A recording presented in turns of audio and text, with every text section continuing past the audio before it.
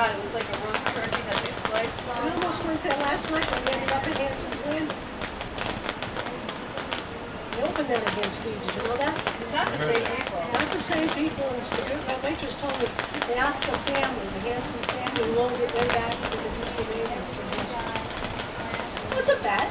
I would have changed the name because it's been crap. They got two nice signs outside.